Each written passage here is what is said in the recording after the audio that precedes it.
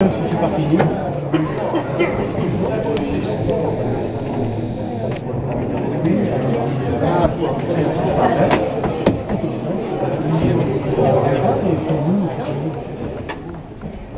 On est obligé d'attendre le l'amour. C'est le doyen.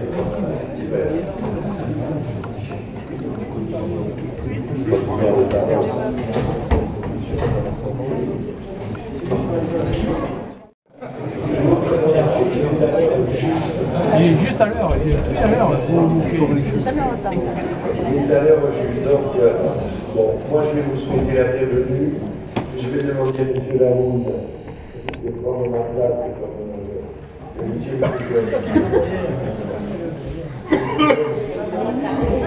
on ne va pas commencer à faire le tour d'âge. Donc, composer le tour d'âge, le plus jeune, c'est M. Harrach. Donc, vous allez vous installer ici. On va pratiquer l'élection du président. Oui, vous êtes là. Oui. Et puis, lorsque le président sera désigné, il reviendra ici. Il faudra élire la commission permanente. Et puis ensuite, le vice-président. Il y a toute une mécanique un peu compliquée, mais qu'on peut simplifier. Je crois que vous avez eu une discussion déjà là-dessus avec M. Fortinon. Donc, bienvenue à toutes et à tous. C'est un nombreux public, j'espère que le balcon est solide. Je n'ai jamais eu autant, donc parce qu'ils sont en haut, ça va, parce qu'ils sont dessous quand même. Soyez vigilants. Bien, monsieur Laroune, alors je vous appelle.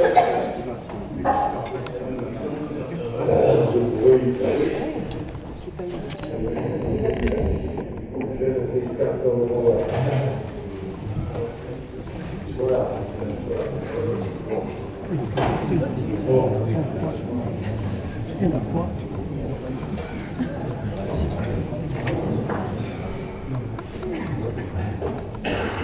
Mesdames, Messieurs, bonjour.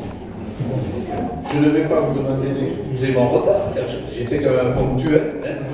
En tous les cas, ayez beaucoup d'indulgence parce que j'ai presque reçu un coup de matraque en arrivant. Je ne me voyais pas le plus moyen de cette assemblée. Donc ça surprend.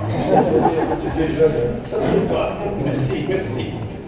Non, mais c'est vrai, c'est quand même particulier. Et quand j'y pense tout de même, bon, nous sommes tous 30 nouveaux conseillers départementaux, il y a quand même l'un d'entre nous qui a une semaine d'antériorité, d'ancienneté de plus. C'était peut-être logique que ce soit lui qui préside, donc qui présida. Hein.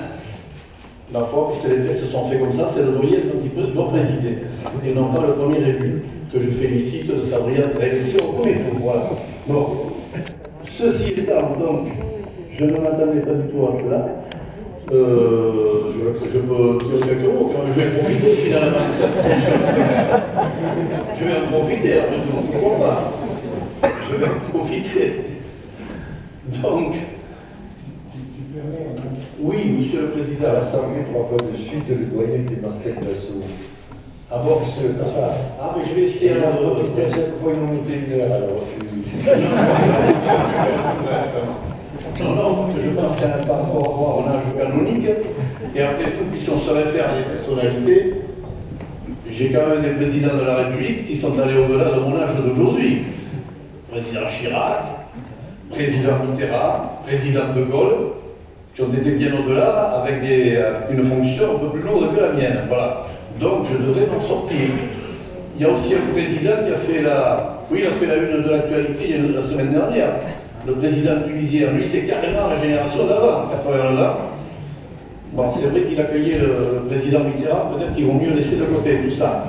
Voilà, donc, ceci étant, je vais essayer de m'inspirer de mon prédécesseur dans cette fonction éphémère. C'était Guy d'Estenard, hein, il y a 4 ans, c'est ça. Mais Guy d'Estenard, il y a 4 ans, mais lui, ça l'avait épanoui pratiquement de présider cette assemblée. Je vais avoir du mal à avoir la même allure épanouie. D'autant qu'il s'est adressé à nous, Guy d'Estenard, oui, Guy d'Estenard, c'était du genre, mes chers collègues, je suis ravi d'avoir le privilège de présider. Bon. Et mon jeune ami, les privilèges, ce genre de privilège, Moi, les privilèges, pendant plusieurs dizaines d'années, j'ai enseigné à des tas et des tas de collégiens hollandais qui avaient été abolis dans la nuit du 4 au 5 août 1789. Ils m'en remontent de privilèges aujourd'hui auxquels je ne m'attendais pas. Sincèrement. Bon, ceci étant, et plus sérieusement, je ne vais pas faire patienter trop longtemps le président sortant. Je vais tout de même, tout d'abord, avant de passer à la procédure précise, donc, je vais tout de même remercier et féliciter nos concitoyens hollandais qui finalement ont fait preuve d'esprit civique. Bon, 57%, vous allez dire, c'est extraordinaire, de votants. Par rapport au pays, c'est pas mal.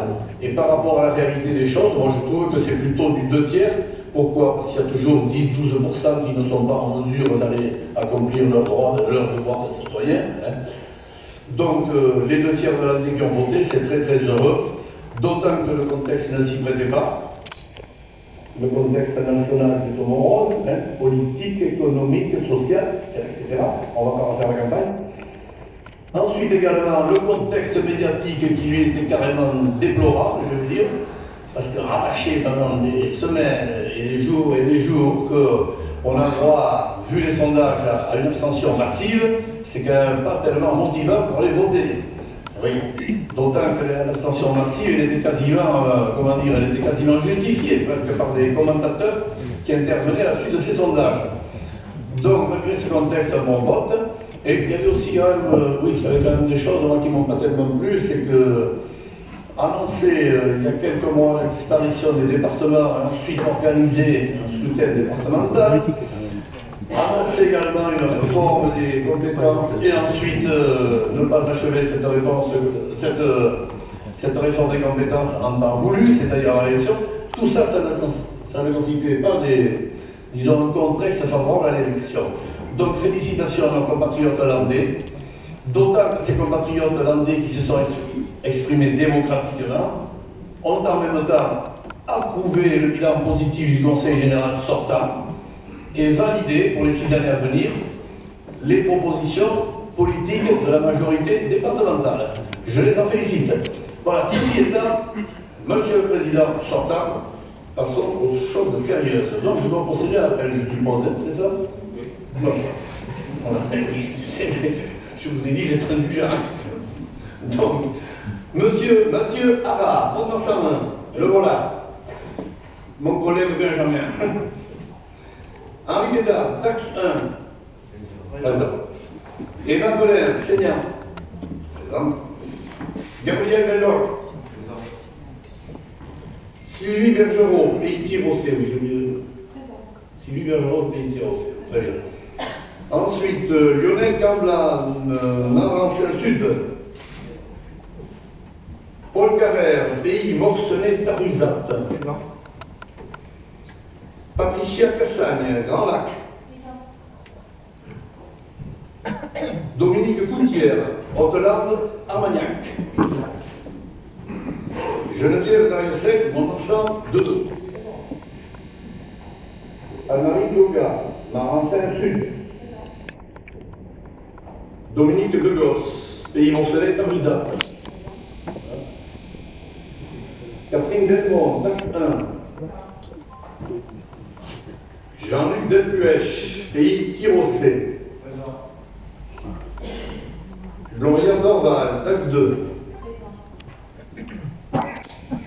Alain Dudon, Grand Lac. Rachel Bichetti, Horta-Riga. Henri Emmanueli, Coteau de Chalosse. Xavier Fortinon, Côte d'Argent. Marie-France Gauthier, Ador-Armagnac. Odile Lafitte, Coteau de Chalosse. Non, pardon, Chantal Gontier. Chantal Gontier, excusez-moi. Donc, Chantal Gontier, Mont-Marsan 1. Présente. Odile Lafitte, Coteau de Chalosse. Muriel Lagorce, Côte d'Argent. Xavier Lagrave, Ador-Armagnac. Jean-Yves Laroux, présent. Horta-Riga. Jean-Marie Espade, Seigneur. Monique Lubin, Chalosse-Tursan. Marie-Pierre, Mont-Marsan 2. Olivier Martinez, Chalosse-Tursan. Et enfin, Magali Valiorgue, Haute-Lande, Armagnac. Présent, voilà. La bonne chose par rapport à cette réforme territoriale, enfin cette réforme des assemblées départementales, c'est que nous avons quand même une assemblée à parité, et ça c'était, je pense, le point le plus positif. Donc, l'appel est fait. Maintenant,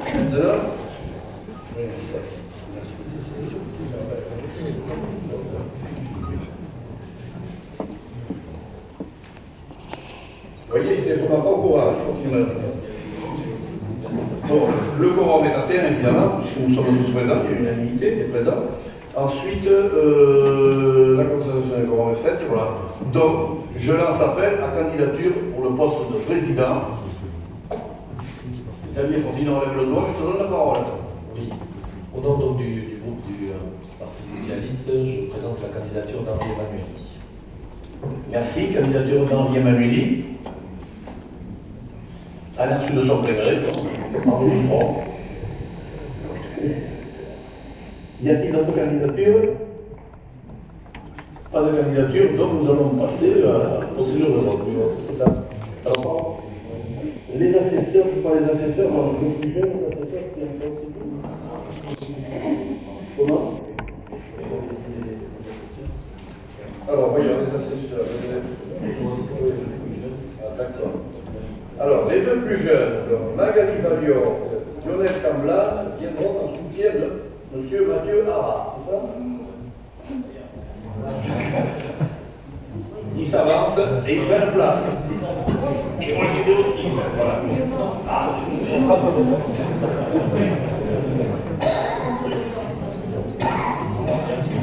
Personne ne fait.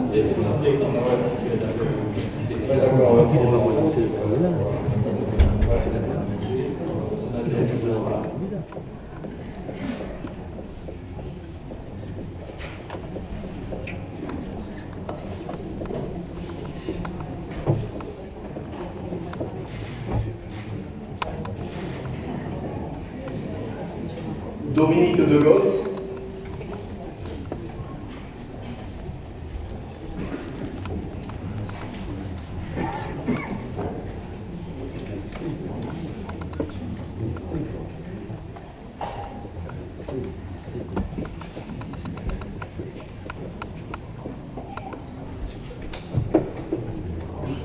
Catherine Delmont.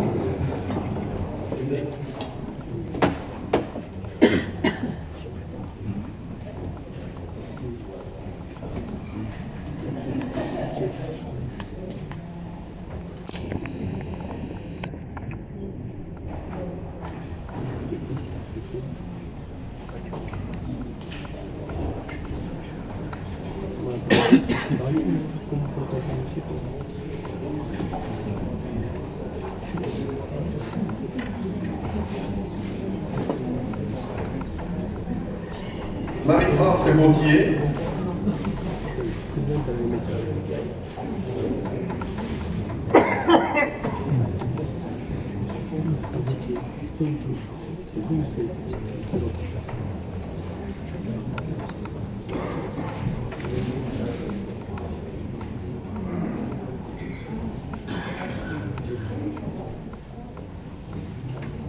Chantal Gauthier.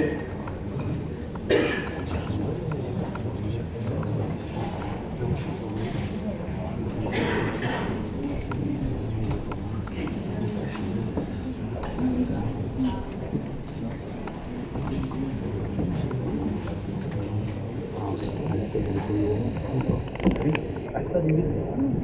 C'est bien, c'est bien. Oui, 36. 36 ans. La marque 4, 7, 5.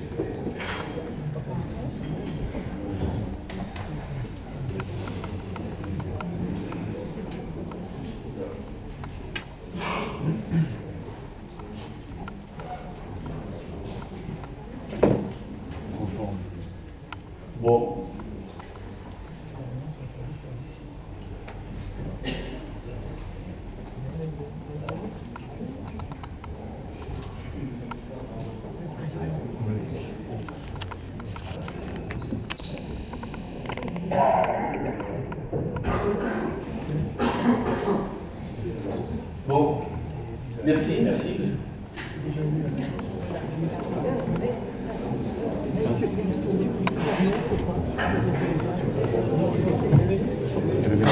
Quand même, c'est votre Magali alors.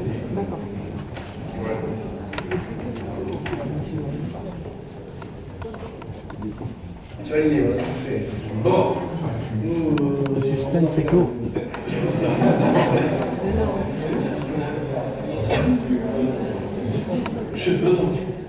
je peux donc proclamer les résultats de ce vote. Tout est bien calé. Parfait, voilà, je signerai après. Donc, voici les résultats. 30 votants, 30 exprimés, 10 blancs, a obtenu Henri Emmanuel 20 voix élus.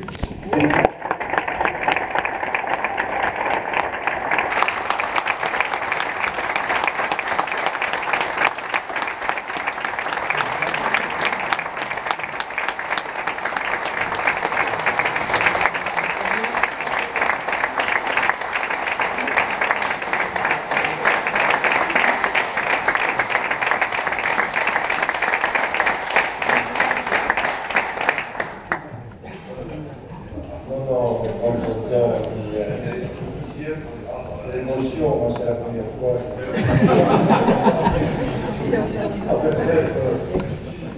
Je me disais que ça ferait peut-être pas bien juste, mais finalement, on voit qu'il y a pas un système. Bon. Mes chers collègues, Yves Laoune a fait du jeune je reprends ça très très rapidement. C'est vrai qu'on a eu un élan de participation dans la campagne nationale. Juste rappeler quelques éléments, d'ailleurs, de participation importante. Une campagne de c'est quand même près de 5 points plus 5 points de vue au-dessus de la moyenne nationale. Nous avons donc désormais une assemblée, un conseil départemental élu à la parité, alors que dans le précédent, n'est-ce pas, nous avions peu de femmes. Et nous avons désormais une représentation qui, à 20% près, est équilibrée dans l'ensemble des cantons. Dans la précédente, on va communiquer même en regardant les 16%. Oui, mais il y a des regards qui valent bien. Nous avons désormais, vous le savez, un renouvellement qui est intégral à la différence de ce qui se pratiquait avant par tiers, qui était une vieille institution datant de la Troisième République, et qui à l'époque, comme pour le Sénat, avait pour objectif d'éviter les vagues nationales, les vagues du suffrage universel. Désormais donc, on renouvelle l'ensemble de l'Assemblée et nous avons dans cette Assemblée 21 nouveaux élus. Dire que le renouvellement est quand même très important. Il y a 9 anciens conseillers généraux et 21 et 21 nouvelles et nouveaux conseillers départementaux. Sur les compétences, j'ai entendu ce que disait Yves Laoune, mais bon, je voudrais vous rassurer quand même, finalement, au terme de cette longue péripétie institutionnelle à laquelle moi j'ai pris assez peu de part parce que j'ai eu l'occasion de voir annoncer 3 fois dans l'année la mort du département. J'attendais l'affaire pour me prononcer, j'ai pas eu tort, je crois, le département est toujours là. Et si je regarde les compétences, en définitive, il n'y a pas grand-chose qui a changé. Reste l'affaire du transport scolaire, mais je m'en suis inquiété hier. Soit on ne reviendra plus, soit les régions auront la faculté de déléguer au département l'organisation du transport scolaire, ce qui pour nous sera une solution, parce que, étant donné que nous avons la gratuité plus une régie départementale, je pense que la nouvelle région n'ira pas s'encombrer de cette problématique-là. Voilà. Sur les aspects économiques, alors on joue avec les mots, on parle de solidarité territoriale. Nous savons en réalité ce qu'il en est, celles et ceux qui ont pratiqué un petit peu cette assemblée. Nous savons qu'en réalité, nous avons cette responsabilité. Sur le fond, bon, nous restons tout à fait compétents en matière de protection sociale, d'infrastructure, d'éducation. Et nous savons que notre problème principal c'est le chômage, c'est l'emploi. Et que donc nous nous attacherons à la fois à veiller à l'équilibration de la solidarité, et nous aurons des propositions à faire, nous avons le programme accompli, nous avons des réalisations à terme, à bout, mais nous aurons aussi en matière économique des efforts à faire, et je pense que nous aurons l'occasion d'en reparler, mais ce n'est pas le jour. Il y a aussi un problème avec la jeunesse parce que nous avons toutes et tous constaté pendant cette campagne qu'il était extrêmement difficile à la fois de mobiliser les jeunes vers les urnes et puis aussi d'expliquer à nos compatriotes ce qu'étaient les compétences réelles des uns et des autres. Il faut dire que l'organisation française n'est pas simple entre les communes, les communautés de communes, les agglomérations, les départements, les régions, l'État, voire l'Europe de temps à autre, ce n'est pas simple à expliquer et ça demanderait un effort de pédagogie énorme. Et je dirais que les campagnes électorales ne sont pas toujours favorables à la pédagogie. Il leur arrive même d'être plutôt sur le versant de la démagogie. Mais en tout cas, je pense que, et moi c'est une leçon que je retire de cette campagne, et une autre, donc je la formule, c'est que nous aurons à faire connaître notre action de façon plus systématique et nous préoccuper de cela, parce que nous avons eu souvent la pratique qui consistait à faire, et à partir du principe qu'à partir du moment où nous avions fait, tout le monde le savait, tout le monde avait compris. C'est loin d'être le cas. Donc il faudra que nous y pensions, que vous y pensiez au cours de ces 6 années, aussi bien vis-à-vis de vos mandants, de vos électrices et vos électeurs, mais que de l'institution elle-même qui a besoin de se faire connaître, en tout cas de se faire connaître dans sa réalité et non pas dans les présupposés que j'ai entendus tout au long de cette campagne. Voilà, moi j'en resterai là pour aujourd'hui. Je souhaite à toutes et à tous la bienvenue. Nous avons l'habitude dans cette assemblée, je parle sous le contrôle de l'immergé du Grand Lac, immergé, forcément, et de certains autres de l'autre côté qui étaient là. Nous avons l'habitude de travailler dans une relative sérénité. On l'a parfois reproché, d'ailleurs, on l'a reproché le manque de débat, mais des débats, il y en a. Et les débats sont ouverts, la parole n'a jamais été refusée à personne, et vous le constaterez dans la pratique, contrairement à ce qui a été dit, tout le monde a accès au département, il n'y a pas de service à la carte. Et il n'y a pas de service à la carte pour une raison simple, c'est que tous les dossiers passent dans la commission permanente, nous en parlerons dans un instant de la commission permanente, de sa composition, et que je n'ai en 6 ans jamais observé d'observation, soit sur la pertinence des dossiers, soit sur l'absence de quelques autres. Donc voilà, tout le monde sera associé à la gestion, comme ce fut le cas par le passé. Voilà. Il faut maintenant, je crois, d'après le conducteur, j'espère M. Carponière, que nous passions à la composition de la commission permanente, c'est bien ça. Je vais l'enjeu là, je ne veux pas m'en remettre tout soir. Et la commission permanente, nous avons à déterminer le nom, et ensuite la composition. Donc on va faire un vote à main levée. C'est bien ça? Combien il y a, c'est ça? Excusez-moi. Ceux qui sont pour. Tout le monde n'est pas là. Comment tout le monde n'est pas là? Madame Gontier.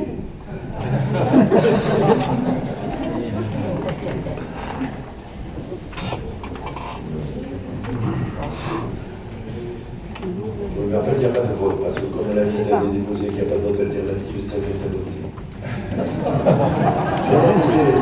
C'est la loi. C'est la loi. Vous voyez, je vais voter plus qu'il ne le faut. Voilà. Comme on voit, il y a des réputations qui sont complètement fausses. Alors maintenant, on va élire des vice-présidents, et là, on va voter à main levée si vous êtes d'accord. Comment il faut passer la machine là. Nous sommes d'accord. Merci. Donc, nous sommes d'accord à l'unanimité, nous allons procéder à l'élection des vice-présidents relevés. Une seule liste ayant été déposée, je vous en donne lecture. Monsieur Xavier Fortinon, Madame Monique Lubin, Monsieur Dominique Coutière, Madame Odile Lafitte, Monsieur Yves Laoui, Madame Muriel Lagos, Monsieur Jean-Louis Delpech, Madame Rachel Urquetti et Monsieur Paul Carrère. Donc celles et ceux qui sont pour le manifeste en levant la main. Pour, contre, abstention. On va commencer du dos.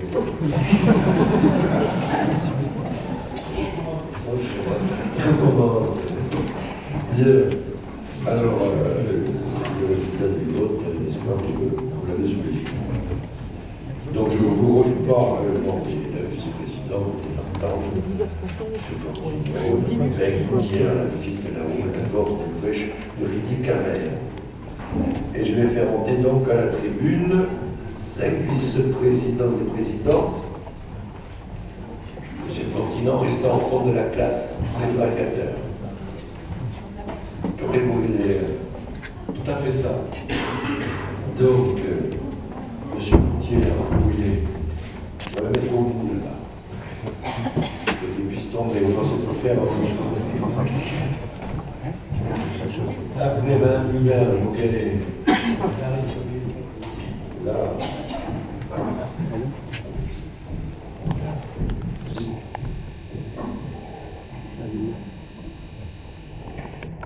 Madame Lafitte, là.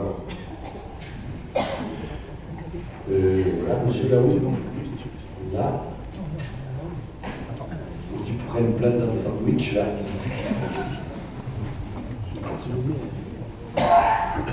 Bon, on fait le fait, dans le sandwich. Voilà. Et puis vous, les autres. Voilà.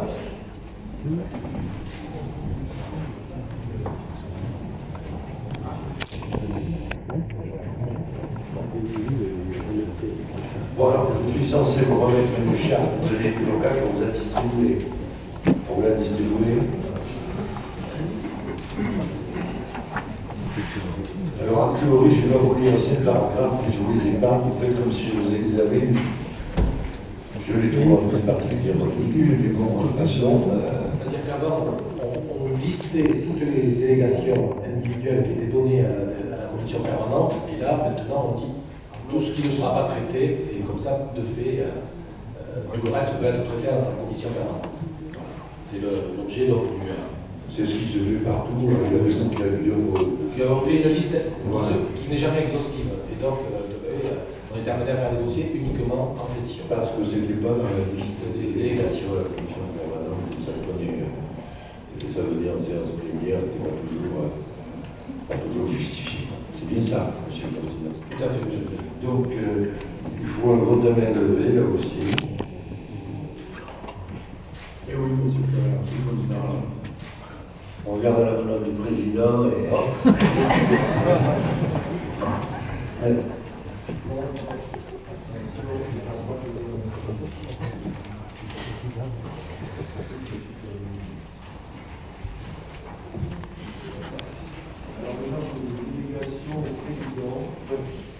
Délégation au président, vote à main levée sans lecture, alors là. Là, c'est beaucoup plus long, Monsieur le Président. C'est les délégations qui sont classiques, président, qui sont prévues par le code. Donc, je ne sais pas s'il y a des. Si les personnes souhaitent qu'on le fasse à la lecture, mais vous Est-ce que quelqu'un souhaite de qu'on fasse à la lecture? N'est-ce pas, non? Non.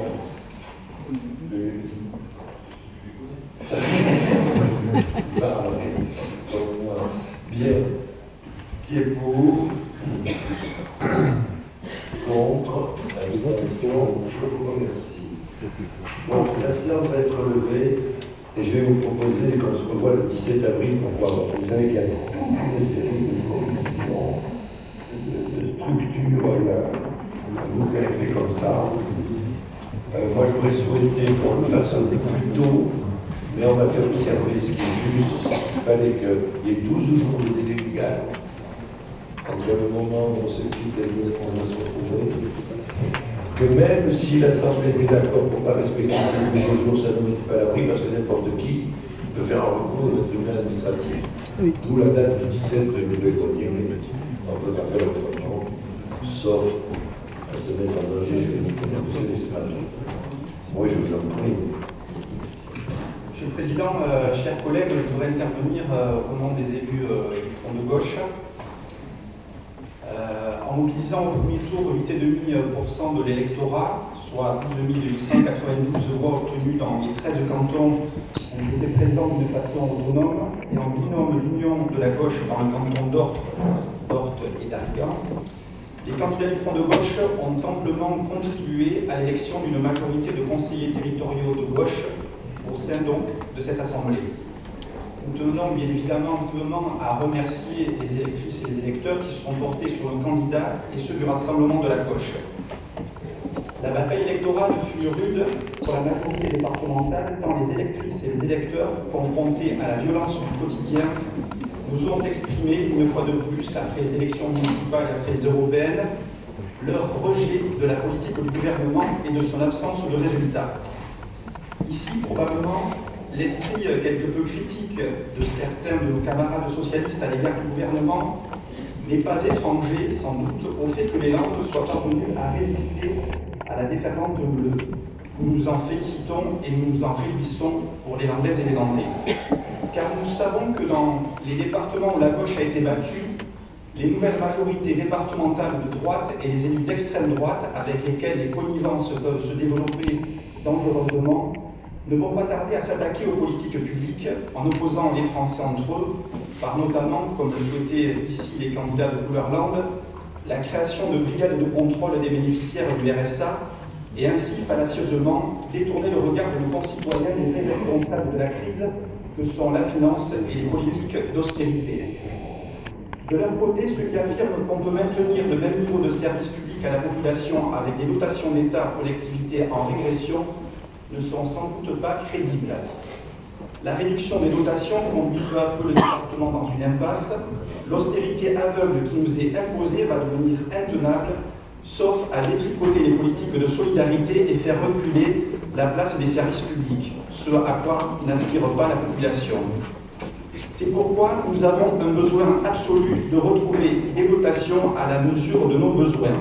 Sans cela, une politique volontariste de progrès social, solidaire et écologique aura bien du mal à être développée. Le Conseil général des Landes ne peut subir, il doit entrer en résistance. Ensemble, élus progressistes de la majorité départementale, il nous faudra contraindre le gouvernement à revenir sur la réduction de ses dotations et lui imposer un changement de cap politique. Nous entendons contribuer à ce rassemblement combatif permettant de nous inscrire dans la continuité des politiques novatrices, notamment en matière d'éducation, de gestion publique de l'eau, des établissements d'hébergement pour personnes âgées impulsés par les précédentes mandatures. Nous entendons aussi œuvrer à une dynamique en faveur du développement économique et de l'emploi, de la petite enfance, de la jeunesse, de la prévention spécialisée et du soutien à la construction de logements sociaux. C'est avec la même détermination que nous contribuerons à l'indispensable nécessité pour notre Assemblée de prendre en compte l'avis de nos concitoyens sur tous les projets d'aménagement, comme par exemple le projet de plateforme d'autoroute ferroviaire à Tarnos, le golfe de Tos qui suscite un certain mécontentement. C'est donc, vous l'avez bien compris, sans langue de bois, exigeant et constructif que les élus du Front de gauche entendent prendre toute leur part au sein de l'Assemblée départementale et au sein de la majorité départementale.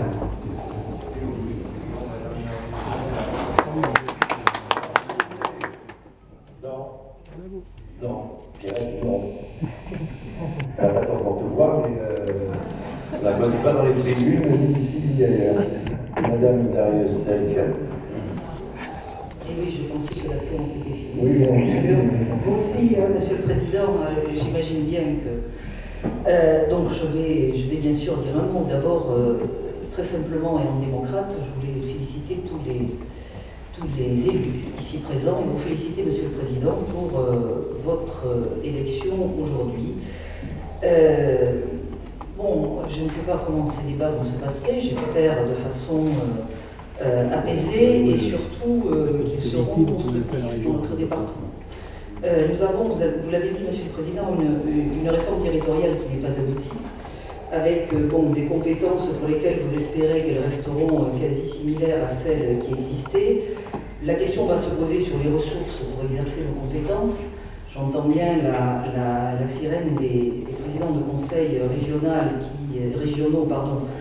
qui trouvent que tout ce qui a trait à l'économique devrait revenir aux régions, notamment les CVAE, IFER et autres ressources qui sont importantes quand même pour notre département, et bien sûr les dotations de l'État. Donc quelle marge aurons-nous pour exercer ces compétences? Ce sera notre préoccupation et la vôtre, j'imagine.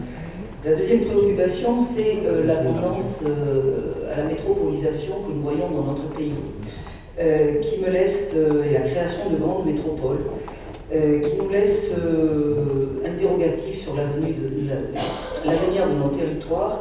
de nos territoires ruraux. Et je dois dire que nous avons eu une mauvaise nouvelle avec le résultat de la commission d'enquête sur la LGV hier, qui fait encore s'éloigner ce projet et qui nous fait craindre une région à plusieurs vitesses et des territoires très différents selon qu'ils sont irrigués par des infrastructures ou qu'ils ne le seront pas.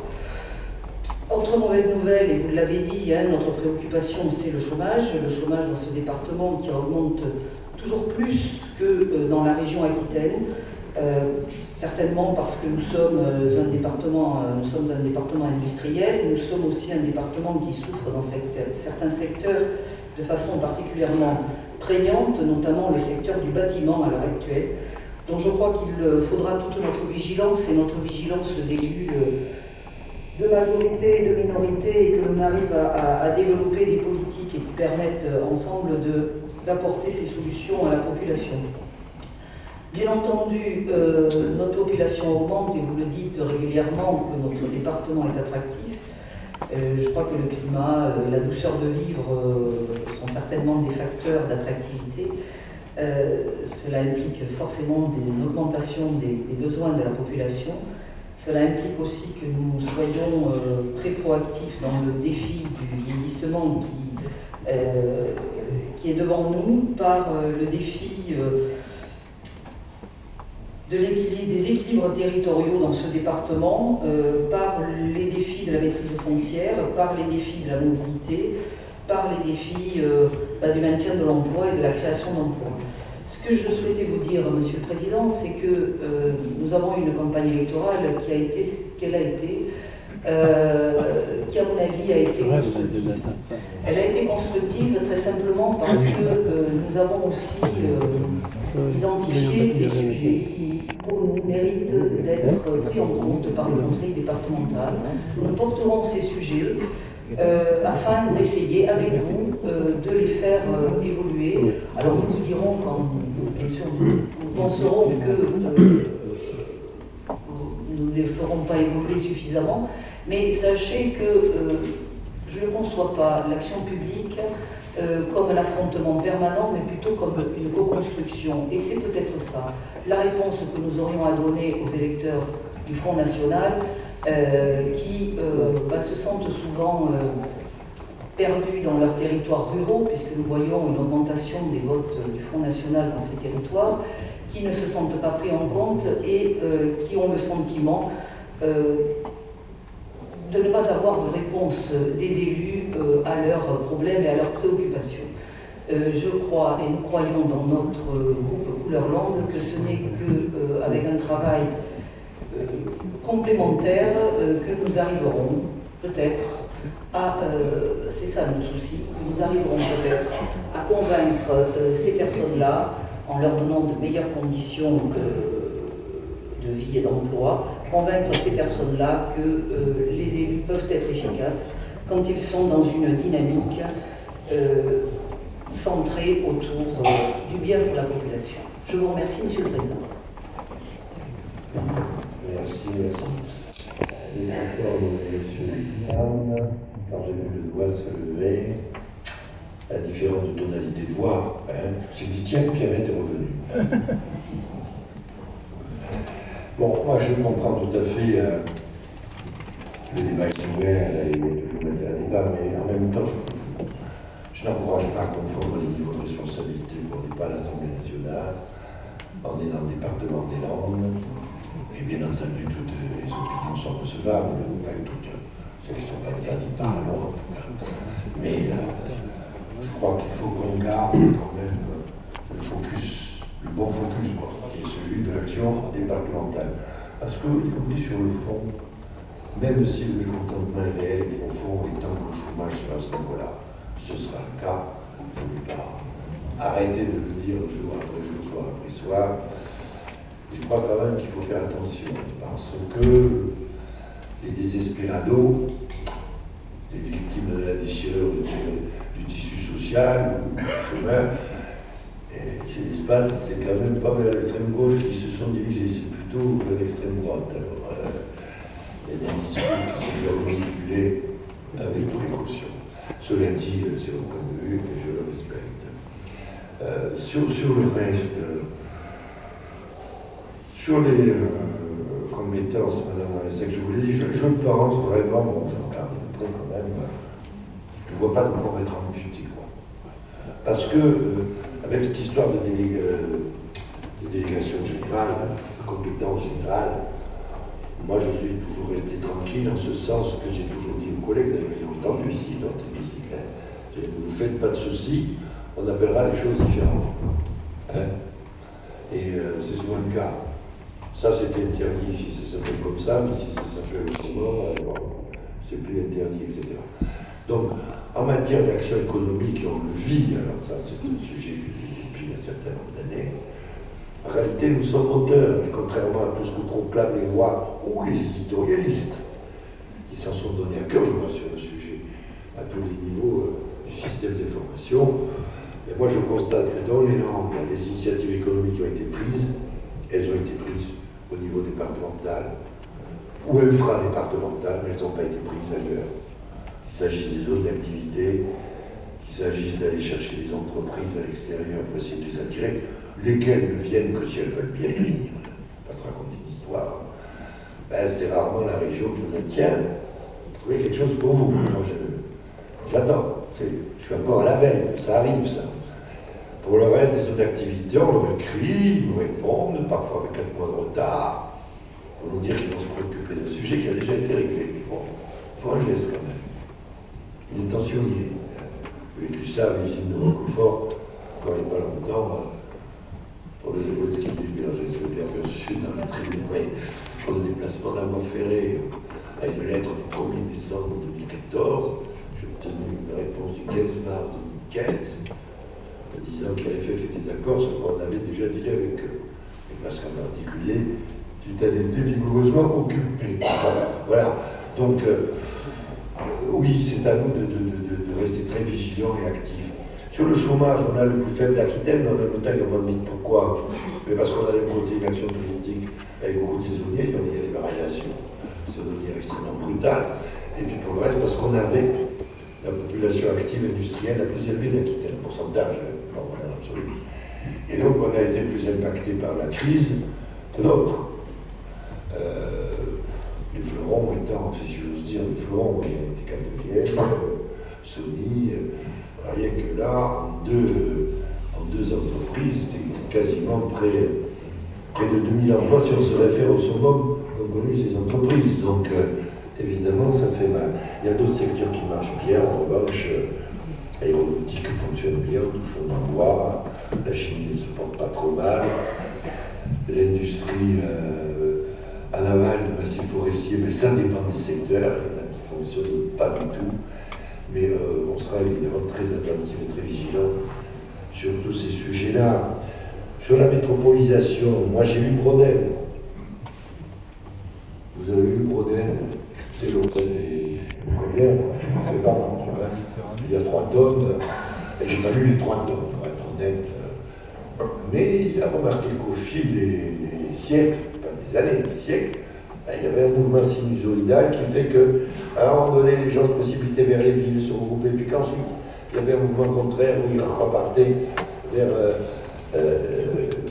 l'espace rural, enfin rural, vers l'espace beaucoup, je ne sais plus comment il appelle ça, et là, oui, on vit en ce moment une sorte de fascination pour la concentration sur le bitume et le bitume que, pour ma part, j'ai du mal à m'expliquer, mais qui semble convenir à beaucoup de monde. Je remarque quand même que ce n'est pas vers de France en ce moment que ça converge, c'est plutôt vers les zones côtières. En ce moment, l'immigration se fait, franco-française se fait des zones de l'Est et du Nord vers les zones côtières, et de l'île de France, y compris vers les zones côtières, et un peu du Sud-Est vers nous, ce qui d'ailleurs n'est pas sans incidence politique, certains ayant vécu ailleurs des expériences qu'ils ne souhaitent pas revivre, et n'étant pas forcément ouverts à l'arrivée de nouveaux venus. Et comme toujours, ce sont les derniers arrivés qui sont les moins favorables à l'arrivée des nouveaux venus. Pas les maires entendent parfois quelques réflexions qui ne laissent aucun doute, malheureusement, sur le sujet.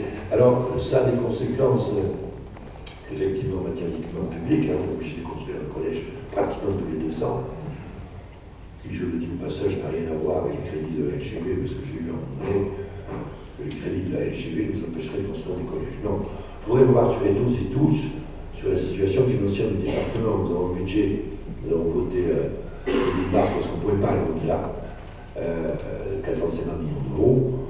Là-dedans, il y a 150 millions d'euros de dette, c'est-à-dire une dette très faible. Nous avons une indemnité maître routière de combien? 32 euros par habitant, contre 62 en moyenne nationale. On est très bas. Donc ça nous laisse du potentiel à terme d'endettement, mais surtout, on a conservé un budget d'investissement de l'ordre de 120 millions d'euros. C'est 113 plus 8, en réalité c'est 121, qui nous permet, non pas de faire tout n'importe quoi, mais qui nous permet de financer nos ambitions. Et nous avons fait ça, sans hausser la fiscalité depuis 3 ans, non pas seulement la veille cantonale, comme j'ai entendu, et nous avons malgré ça, M. Coutier a été fier, la fiscalité la plus faible de l'Aquitaine, en ce sens que si on divise, le calcul est simple, si on prend la masse des impôts reçus par le département divisé par les 406 187 landais, ben on a le chiffre le plus bas d'Aquitaine. Donc voilà, on a les moyens. Le problème, en revanche, que vous avez évoqué sur le foncier, il est sérieux. Nous avons créé l'établissement public foncier local qui permet aux communes, mais pas en particulier, de faire de la réserve foncière pour éviter la hausse assez spectaculaire du prix du terrain. Mais sur le privé, nous avons un problème de logement, d'accès au logement tertiaire et au logement social tout court. Il y a un gap de logement social de l'ordre de 6 000 à peu près. Donc, difficile à évaluer parce qu'il y a beaucoup de doubles demandes aussi. Enfin, le président de l'office départemental le sait mieux que moi. Mais il n'y a pas que le logement social, il y a aussi le logement intermédiaire. Nous, mon souci d'avoir fait venir les gens de la SCNI il n'y a pas longtemps, on leur demandait de s'intéresser aux langues sur ce créneau de logement intermédiaire. Parce que pour les jeunes, c'est quand même... Et il faudra rechercher, nous en sommes déjà préoccupés avec les continents, si d'autres sont préoccupés, ils sont les bienvenus, hein. C'est pas un avis d'exclusivité. Sur des formules qui ont bien fonctionné dans le passé, en particulier au Vincent, qui a été construit par des sociétés coopératives, pratiquement 2 tiers, et voir s'il existait des sociétés coopératives toujours à la fin. Il y en a, M. Fortinon, il y a des bonnes adresses, et on verra, on va proposer aux mairies d'ailleurs, parce que ce n'est pas le rôle du département. Le département n'a pas de compétence en matière de logement. Le département peut simplement accompagner, il le fait pour le logement social, où il met 3 500 € par logement social, mais nous n'avons aucune compétence. C'est les mairies et l'État. Les mairies pour déclencher le logement social, pour faire des lotissements, mais le département ne fait ni des lotissements, ni encore que la SADE pourrait le faire, mais elle ne l'a jamais fait, c'est jamais lancé dans ce genre d'exercice. Donc il faudra qu'on regarde ça de près parce que ça c'est un vrai sujet pour les jeunes, quoi. Pour ceux qui veulent les primo-occidentaux dans les Landes sur l'ouest de la 63, ça devient quand même de plus en plus problématique et qui pose d'autres questions sur la répartition de la surface entre forêt, surface utile agricole et urbanisation. Cela dit, je veux conclure. Je ne prétends pas répondre parce qu'il n'y a pas de réponse. Votre opinion, très bien, c'est votre droit le plus absolu. Mais sur l'emploi, oui, ça doit être notre première préoccupation. Si on veut se battre pour l'emploi, il faut être clair entre nous. Il faut des projets. Il faut monter des chiffres d'affaires, soit des secteurs industriels, soit des secteurs agroalimentaires, soit des secteurs touristiques. Mais dire on va se battre pour l'emploi contre tous les projets, alors là, on s'en expliquera tranquillement, doucement, mais il y a quelque chose qui ne va pas. Parce qu'une destination touristique, une usine, c'est la même chose. C'est la vocation à déboucher sur les créations d'emplois. On ne peut pas être pour les uns et contre les autres. Il va falloir un jour quand même, sur le sujet, on ait une vraie réflexion, parce que moi j'ai trouvé regrettable, et je prends ma part de responsabilité là-dessus, j'ai trouvé regrettable certaines prises de position. Et pourquoi je prends ma part de responsabilité? C'est parce que je pense qu'on n'a pas pris le soin d'expliquer de quoi il s'agissait. Il y a manifestement un défaut d'information à la fois sur les objectifs et sur les moyens. Parce que sur les moyens, j'ai entendu dire avec l'argent des contribuables, mais non. La station de Molietz, nous avons créé 17 000 lits à Molietz, avec tous les revenus fiscaux afférents, si j'ose dire, aussi bien pour la commune que pour le département. Tous les équipements publics et les contribuables hollandais n'y ont pas mis un seul euro. À l'arrivée, il y a même 200 000 euros de bénéfices. Pourquoi? Parce que c'est le système des sacs. On achète des terrains, on équipe, et après on revend les terrains. Et dans le prix des terrains, évidemment, il y a le montant des équipements publics. Jusqu'à maintenant, sur les fameux syndicats mixtes, c'est comme ça qu'on a fonctionné. Donc il n'y a pas d'argent. Il y en aura sûrement un peu, je le dis parce que je le pense, sur Agroland. Pourquoi? Parce que dans le projet Agroland, il y a des halls techniques. Or, des halls techniques, la rentabilité des halls techniques, s'il y en avait, ça se saurait, quoi. Là, il en coûterait un peu moins cher. Donc là, pour les amoureux, il faudra que le public dise ça, je le prends pour moi, et je le sors du prix des terrains, parce que si je mets ça dans le prix des terrains, les entreprises qui viennent, il n'y en aura pas beaucoup. Mais à cette exception, tout le reste a été financé comme ça. Atlantis Sud est financé comme ça.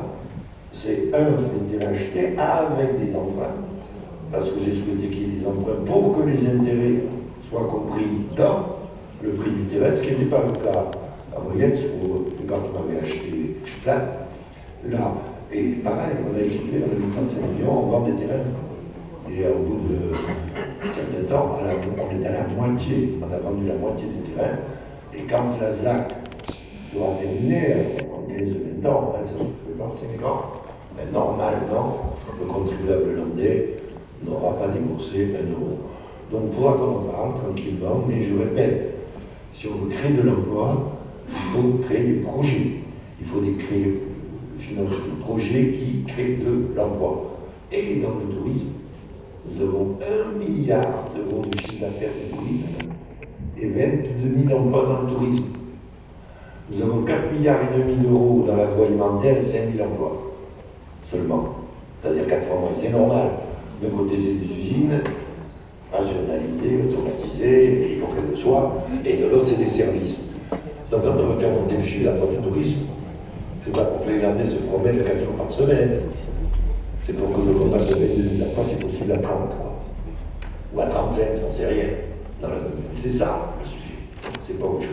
Voilà. Je suis sûr que nous y arriverons tous ensemble, et vous verrez qu'à l'arrivée, il y aura un enthousiasme largement partagé, même par les convaincus.